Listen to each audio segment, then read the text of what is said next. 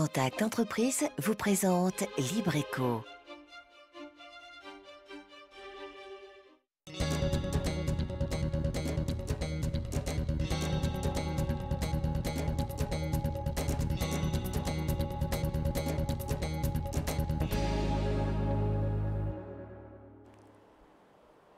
Salut à tous, bienvenue dans Libreco, l'émission qui vous fait découvrir les entreprises martiniquaises. Ce soir, nous recevons le promoteur immobilier CFA Caraïbes. Cette filiale du groupe financier Duval accompagne les projets d'investissement depuis leur conception jusqu'à leur commercialisation. À son actif, on compte entre autres le centre commercial Périnon et le nouveau dôme de Kerlis à Fort-de-France. L'entreprise entend ainsi participer au grand chantier novateur des Antilles. Dans notre bon plan coup d'œil à Cinépad, une application smartphone conçue localement qui vous permet d'accéder au programme de cinéma où que vous soyez, sans oublier notre chiffre sur l'économie martiniquaise. Allez, Libreco, c'est parti.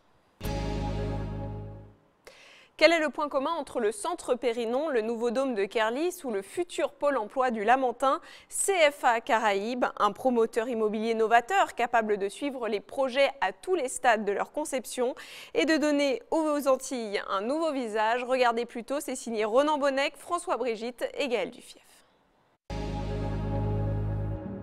Il est devenu le bâtiment emblématique du renouveau de tout un quartier. Une architecture originale qui marque l'entrée sud de la ville capitale. C'est la calebasse renversée en face du quartier du même nom, le dôme de Kerlis, siège de Groupama. Le promoteur du projet, CFA Caraïbes, filiale du groupe financier Duval, est aussi co-investisseur de l'opération avec la Caisse des dépôts. CFA Caraïbes, c'est surtout un promoteur qui est réputé sur les Antilles et qui était en capacité de nous proposer toutes les dispositions pour sortir un bâtiment tel que celui-ci, qui se voulait un petit peu emblématique d'une opération beaucoup plus vaste qui va comporter plusieurs autres bâtiments pour un total de 28 000 m² quand on a fini cette opération. Le dôme de Kerlis, ce n'est pas seulement une esthétique qui fait la fierté des employés. C'est aussi un confort, une forme de bien-être au travail qui, par sa conception même, apporte une meilleure cohésion au sein de l'entreprise. Ce caractère un peu intime de la forme du bâtiment est particulièrement apprécié par les salariés. Lorsque vous les interrogez, ils vous disent qu'ils ont eu quelques bénéfices, notamment le premier, c'est de pouvoir rencontrer l'ensemble des équipes sur un seul site. Ils ont pu retrouver des équipes avec lesquelles ils travaillaient peu, donc ça nous a permis aussi de travailler sur la connexion entre les équipes. Et puis nous avons pu également mettre en place des espaces de vie communs qu'ils n'avaient pas précédemment et donc qui sont particulièrement accueillants parce que bien conçus au départ et qui correspondent à une attente forte des salariés. L'idée, c'est effectivement de trouver une vraie alternative et si effectivement l'ombrière photovoltaïque est une solution, c'est certainement la bonne. Et ça participe au changement des comportements de chacun. Tout à fait. Sous couvert du lieu de travail, c'est toujours intéressant. Que ce soit pour les utilisateurs ou pour les investisseurs, le challenge de CFA Caraïbes est d'allier l'efficacité économique et la qualité de service. Une forme d'immobilier créatif, mais aussi durable. Ce qui nous intéresse, c'est d'avoir des bâtiments estimés en coût global.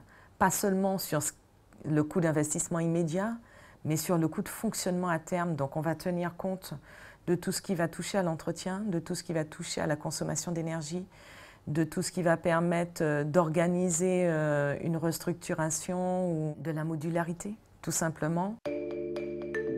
Et en termes d'économie d'énergie, le promoteur investit aussi dans les logements sociaux, exemple avec cette résidence unique en son genre. Nous sommes à Cheshire, à la résidence Le Manoir de Cluny. Donc, nous entrons dans le premier bâtiment labellisé Ecodome Plus des Antilles. Ecodome Plus permet de répondre aux attentes des locataires, donc en améliorant le confort du logement, tout en lui permettant aussi de maîtriser sa facture énergétique. C'est la protection solaire du bâtiment avec la pose de casquettes en façade par exemple. C'est également la protection de la toiture avec une pose d'isolant. C'est de la ventilation naturelle qui sera renforcée par des brasseurs d'air. Nous avons aussi l'eau chaude solaire sanitaire et l'éclairage performant. La cour Périnon, le futur pôle emploi du Lamentin, le pôle technologique de Kerlis, de la conception à la gestion, CFA Caraïbes, grâce à sa maîtrise du processus immobilier, participe à la diversité des grands chantiers de la Martinique dans une logique économique qui se veut certes innovante, mais surtout durable. André Chaffin, le directeur de CFA Caraïbes, est avec nous. Bonsoir. Bonsoir. Alors, dans un projet novateur comme celui du pôle technologique de Kerlis, on l'a vu, 28 000 m², plusieurs bâtiments. Qu'est-ce qui est le plus difficile pour un promoteur immobilier ? Le premier sujet, c'est de trouver du foncier. Il y en a assez peu finalement aux Antilles et surtout en Martinique. Et ensuite, vous avez trouvé un terrain qui vous intéresse à un prix raisonnable. Et vous êtes sur une feuille blanche, il faut construire et prévoir un immeuble. Et un produit surtout, donc du logement, du commerce, du bureau. Qui correspondent aux attentes de les remplir et les revendre. Et de ceux qui peuvent l'utiliser. Alors, CFA Caraïbes fait partie d'un groupe plus important, présent dans toute la France à travers ses 8 agences, le groupe Financière Duval.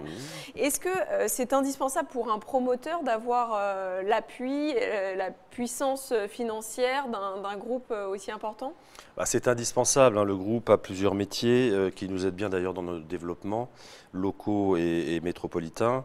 Il y a la structure CFA que je représente aux Antilles, donc il y a une dizaine d'agences.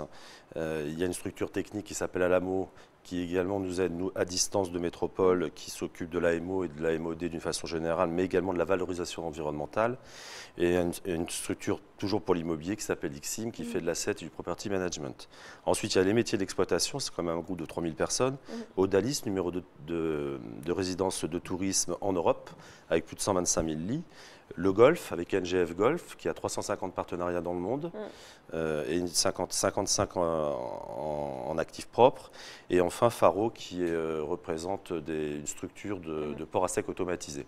Donc c'est ce qui permet des synergies entre les différents corps de métier et qui vous permet d'être vraiment présent du début à la fin des projets, comme on a pu le voir. Et pour rebondir sur le côté investissement, on a la chance d'avoir un président qui s'appelle Éric Duval, donc qui est à la tête du groupe Financière Duval, mais qui a également ses propres foncières d'investissement dans tous les domaines, PPP, commerce, bureau, logement, etc. Et qui a participé, il me semble, non, à l'investissement Et du coup, qui est investisseur majoritaire aux côtés de la Caisse des dépôts sur Kerlis et qui l'était déjà sur Périno. D'accord. Alors, le groupe Financière Duval, justement, a un chiffre d'affaires prévisionnel pour 2015 de 500 millions d'euros, donc sur l'ensemble du territoire français. Les projets d'investissement immobilier représentent souvent de grosses sommes, donc les erreurs peuvent se payer cher ou les retards de livraison. Comment est-ce que vous faites pour que ça n'arrive pas ou le moins possible ? Alors déjà, il faut bien choisir ses équipes techniques. Pour la conception et bien déterminer les plannings à l'avance avec les difficultés de chaque opération, chaque produit, chaque terrain, même le foncier en Martinique peut être très pentu par exemple. Et au-delà de ça, ensuite, une fois que la conception est parfaitement réalisée, il faut choisir les bonnes entreprises de travaux. Et puis avoir un suivi quotidien, hebdomadaire, je dirais, sur le chantier, et être proche des compagnons même, puisque c'est quand même eux qui font le travail, pour voir s'il y a des nouvelles difficultés. Alors justement, au sujet de ces entreprises de travaux, comment est-ce que vous faites ? Est-ce que vous arrivez à trouver localement des entreprises de BTP assez solides pour porter ces projets qui sont parfois de grande ampleur, ou est-ce que vous êtes appelé parfois à faire venir de la main-d'œuvre ou d'autres entreprises ? Alors, localement, nous ne travaillons qu'avec des entreprises qui sont déjà implantées. On a fait venir sur nos opérations aucune entreprise de métropole. Il y a les compétences, il y a des groupes nationaux type Vinci ou autres, sans les citer, mais qui ont des salariés martiniquais. Donc on n'a pas besoin de se développer à l'extérieur. Les fournisseurs, on les a choisis localement également. Après, il y a des gros chantiers type Kerlis, évidemment, ce sont des entreprises plus importantes en taille, puisqu'il y a un plus gros volume de travaux. Et les petits chantiers, on prend des petites entreprises locales également. Et je peux vous assurer que la qualité est présente. Alors, on l'a vu, une autre de vos forces est de pouvoir vous positionner sur différents types de chantiers. Donc, ça va des logements aux établissements publics, en passant par des écoles, des centres commerciaux et j'en passe. Est-ce que vous avez des domaines de prédilection parmi tout cela ? Comment est-ce que vous faites pour assurer une qualité de service égale ? Alors là aussi, on s'appuie beaucoup sur la synergie du groupe. Notre vrai métier au départ, c'est le commerce et le bureau. Mais en Martinique, il est vrai qu'on est plus autorisé à faire aussi du logement, notamment du logement à la défiscalisation. Et puis on a vu le logement social aussi. Le PLS, alors c'est un produit très particulier qu'on a vendu en bloc à des investisseurs et qui a une particularité parce qu'on a obtenu un label Ecodom Plus, qui est un label, comme le disait Sylvie Desrosiers, d'économie d'énergie. Voilà, et d'amélioration du confort du locataire. On y reviendra, mais justement, j'avais une question à vous poser sur votre rôle de conseil auprès des investisseurs. Il faut arriver à concilier leurs exigences, qui sont souvent des exigences de rentabilité, et également les exigences ou les besoins des personnes qui seront amenées à utiliser ces bâtiments, donc que ce soit des salariés, des locataires, des professeurs et des élèves dans le cas des écoles. Comment est-ce que vous faites pour concilier les deux? Alors là aussi, on a une connaissance de l'exploitation dans l'ensemble de nos métiers qui nous permet d'anticiper un certain nombre de problèmes. Un investisseur sera toujours content si le locataire ne pose pas de problème. Voilà. Qu'il y a un confort, soit dans du bureau, soit dans son propre logement, évidemment parfait. Oui, donc en fait, vous voulez dire que l'intérêt des investisseurs rejoint souvent celui des usagers? Pour être un peu cru, c'est-à-dire que quand le loyer est payé, l'investisseur, lui, a sa rentabilité assurée. Voilà. D'accord. Autre question justement sur l'aménagement de l'espace. On a vu dans le reportage la responsable des ressources humaines de l'entreprise qui occupe le Dôme de Querlis qui disait que l'espace peut avoir une vraie influence sur les gens qui l'occupent. Donc dans le cadre d'une entreprise, il y a des espaces de rencontre. Ça, c'est des choses auxquelles il faut vraiment penser au départ. Quand on conçoit, quand on imagine un projet immobilier? Alors surtout sur ce produit, le Dôme, puisqu'on a un énorme atrium à l'intérieur, je pense que les téléspectateurs ont vu à la télé, il y avait deux problématiques importantes, c'était la climatisation, et il y a vraiment une source de fraîcheur permanente qui est à 24 degrés, et les collaborateurs de Groupama sont vraiment satisfaits, et l'autre satisfaction, c'est l'acoustique. Parce que comme c'est un atrium ouvert, je peux vous assurer quand on rentre dans cet établissement, on a l'impression d'un bien-être total, type cathédrale même. Voilà. Donc en fait, et puis ces espaces de rencontre qui ont permis à des salariés Exactement. de se rencontrer, ce qui n'existait pas avant. Et la rentabilité est évidemment meilleure pour un siège social tel que Groupama. Donc vous vous inscrivez également dans une perspective d'économie sur le long terme. On l'a vu, vous parlez en coût global, pas seulement le coût qu'on va devoir débourser au moment de l'investissement, mais plus tard, vous travaillez sur les économies d'énergie avec des systèmes de ventilation un petit peu novateurs et des façons de rendre vos bâtiments moins gourmands en énergie. Est-ce que c'est indispensable aujourd'hui dans vos métiers de prendre en compte ces nouveaux paramètres environnementaux? C'est totalement indispensable. Nos immeubles de bureaux, type même la petite agence du Pôle emploi au Lamentin, est en démarche HQE, accompagnée évidemment par l'ADEME. Nos deux produits, on a deux produits de logement PLS Ecodome Plus, un qui a été livré cet été, l'autre qui sera livré l'année prochaine. Là aussi, c'est de l'économie d'énergie pour les preneurs, les locataires. C'est indispensable, je ne sais pas faire autrement. Et est-ce que ça coûte vraiment plus cher à l'investissement ou pas? Ça coûte un petit peu plus cher, mais pour une rentabilité des investisseurs derrière qui est nettement meilleure. Donc on s'y retrouve. Partons maintenant à la rencontre de vos équipes. Sur 6 salariés, la majorité sont des femmes. Ronan Bonnec et François Brigitte en ont rencontré. Regardez.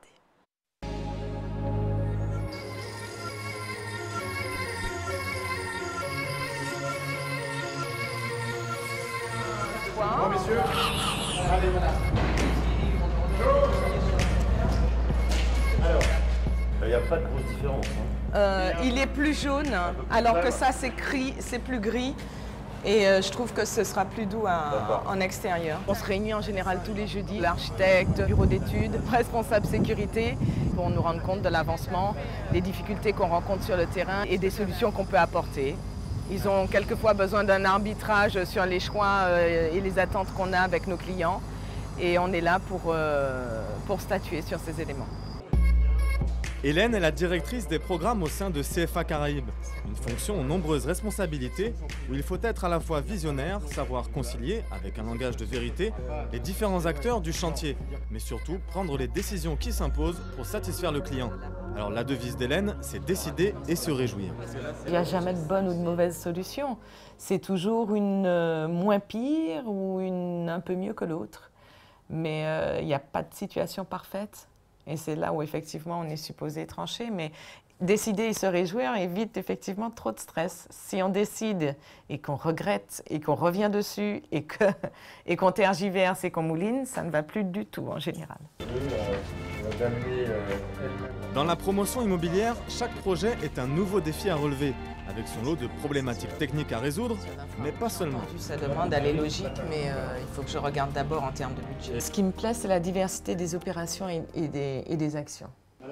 On peut réfléchir et réaliser un jour un centre commercial, Le lendemain, développer une école en partenariat public-privé avec une collectivité, développer parallèlement un ensemble de bureaux, comme le pôle technologique de Kernis. Aucune opération ne se ressemble et on découvre chaque fois en fait des cœurs de métier pour nos clients, puisque chacun va sur son propre univers, son propre fonctionnement interne. Donc on découvre des process et en général, ce sont toujours de très belles rencontres.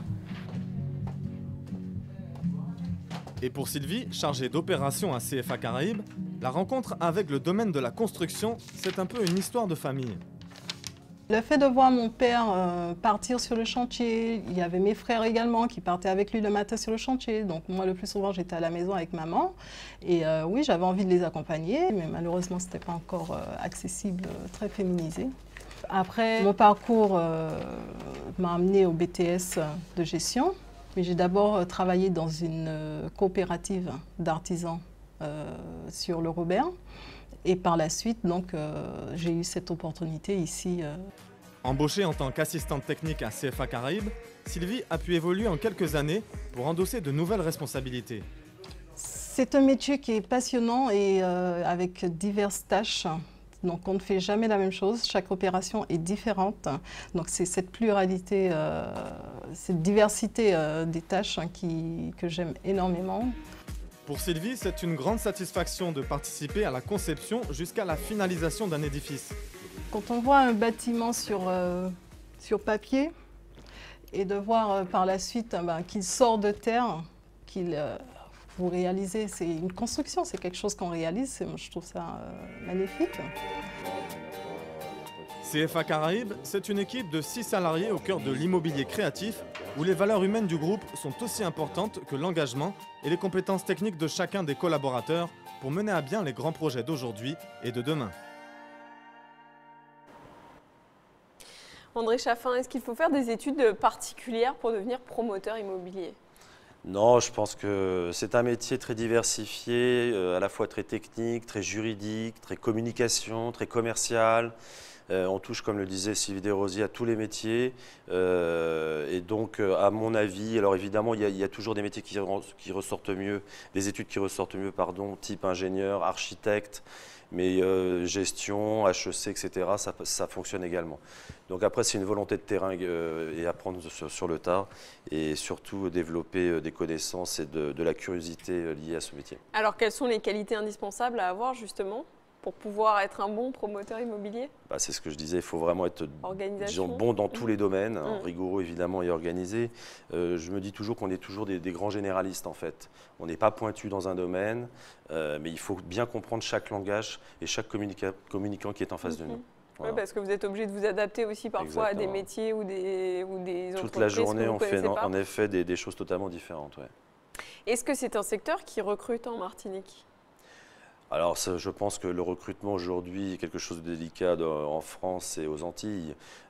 Pour preuve, je recrute une personne au mois d'octobre. Donc oui, on recrute. Maintenant, tout est lié à l'avancement des projets. Et chaque nouveau projet qui sort, on a besoin évidemment d'un collaborateur type responsable de programme pour s'en occuper.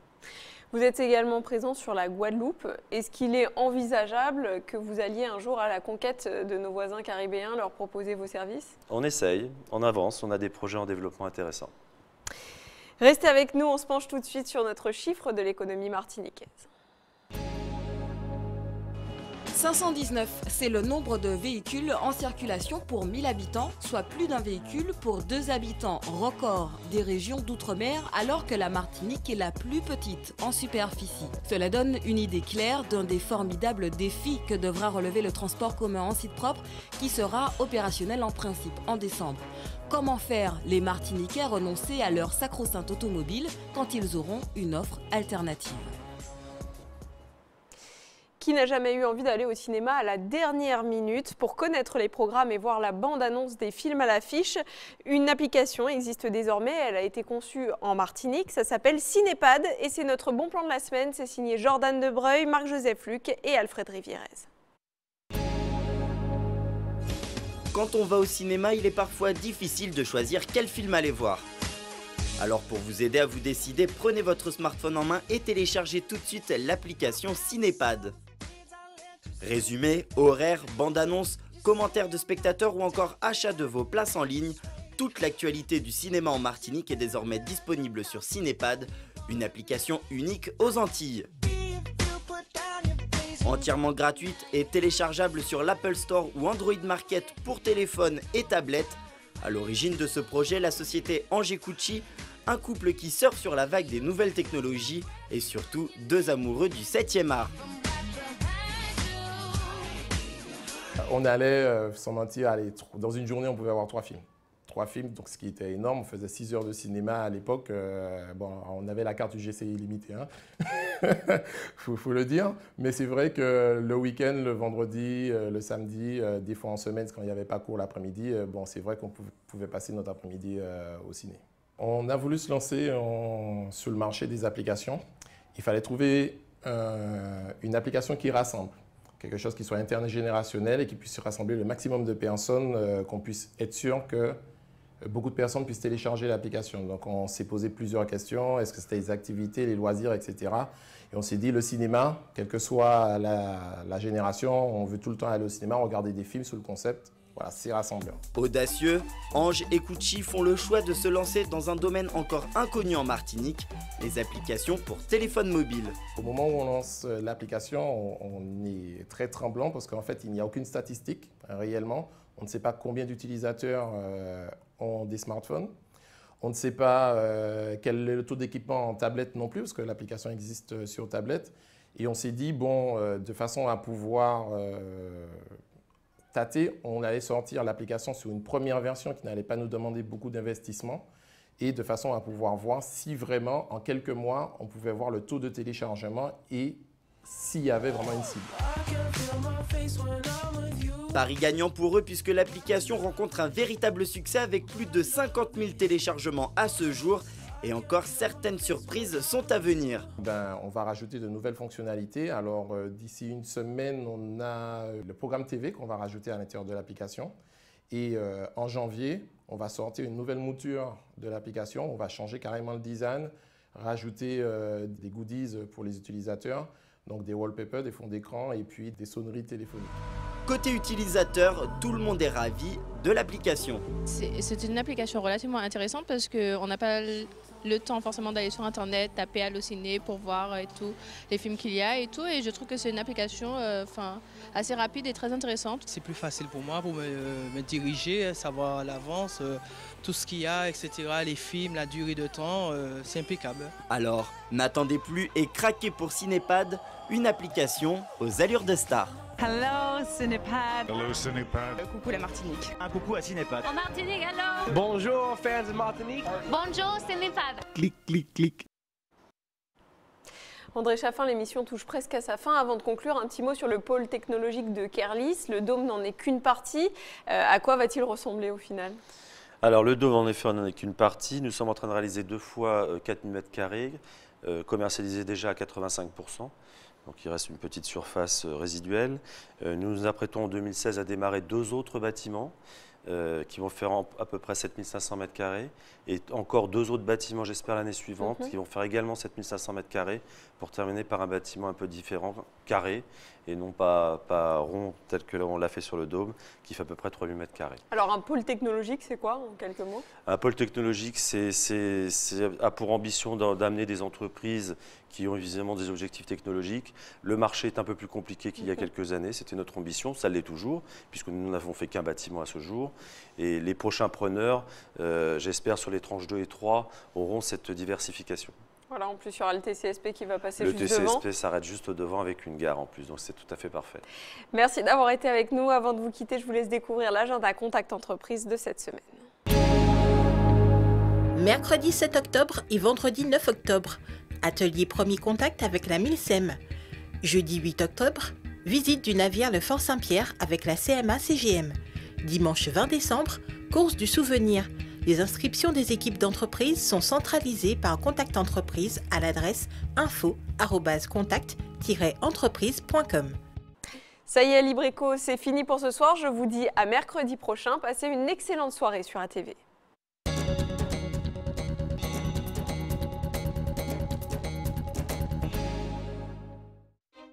Contact Entreprise vous a présenté Libreco.